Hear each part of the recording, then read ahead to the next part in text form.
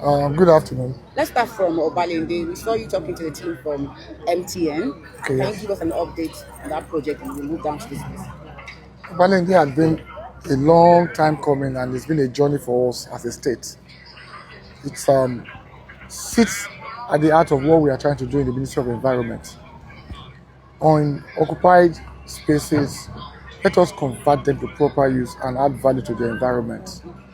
Obalende is pivotal for us, and thankfully, one of the biggest corporates in the country, that's the MTN Group, chose Obalende, adopted Obalende, and now it's going to be redesigned as a modern park with modern facilities. The McGregor Canal running parallel to the Obalende Park will also be taken care of. So today is just a formal handing over, and you listen to them when they say they have done it in phases. They've engaged with the transporters. There is an agreement. They will not displace them, but there will be a bit of temporary inconvenience in the sense that you can't have the omelette without breaking the egg. They will displace them temporarily, do it in phases, move them in quickly, and then continue the other side of it. And it's for 21 weeks maximum. So today we just had to hand over to them officially, and then that's what we did this morning. Okay, then I saw that. Sanitization policy and advocacy against open defecation. The government also said, let us ramp up the public toilet infrastructure statewide. So some were approved last year and they're doing the construction. We said, okay, Obalende is going to have about 60 in that MTN Yellow Park, but the other side of it, we can still put some there. And that's what we had to go and check. How this many are month. you planning to put there? I'm not sure of the numbers, but I know we're putting some there. So we can increase the number that we have statewide. We have about 1,700 plus statewide. So this will add to the numbers.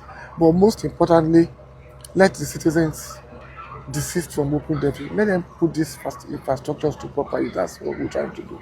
Okay, so from Obalende, we went inside Lagos Island. We went to Apongbon to Ologbo. Okay, so We know the history. We've been to Ologbo a couple of times. Let me start with Apongbon.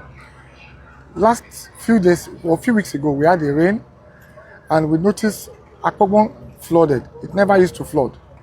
So we had to put our men on ground, and the feedback was the ongoing construction had unintended consequences there.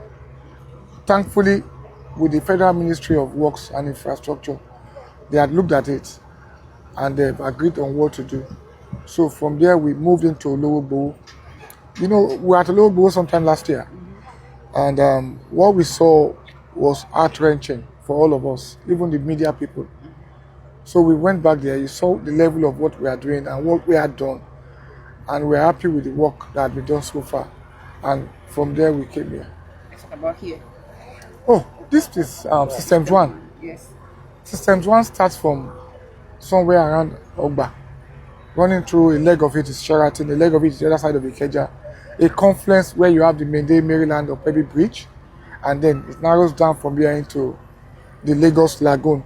For about 2 weeks, residents of Sholui in Bagada and Mende had severe complaints that their channel, that's the Sholui channel, seemed to have been blocked by this construction. So the contractors were on site, the ministry and everybody had to come in to see what happened, and we found out that the soil, the nature of the soil was displacing the mud underneath the earth. Hence, as they were putting in the sheet piles, the mud was moving, the soil was moving underground. That was like what we call unintended consequences. So luckily they had to deploy extra swarm boogie, open up the channel so there are no more flooding, and then they'll keep a watch and an eyes on it going forward. All right. And then we also had to come and see what is going on here. You know, this has to go through to Maryland, and we are so impressed what they are doing because they are creating a road and installing the sheet pile, and we thank for. All right, sir. Ties up to the whole story about the ecosystem. Now, as a state, we are a coastal state. We can't run away from our realities, but we have to own the challenges and work around them. So, System 1, for instance, is very critical, and that was why, as far back as 1974, it was gazetted That's 52 years or 54 years ago. It was gazetted to protect this alignment. But we found out persons had encroached into it and they had narrowed it. So the first thing we did was open up the channel, then the contract to fix it is what we are now experiencing. So this will help deflood the whole of mainland substantially, from Ikeja down to Okwebi, down to Allen, down to Maryland, Bagada, Sholui, Mende, down to Lagos Lagoon. So it sinks into that story.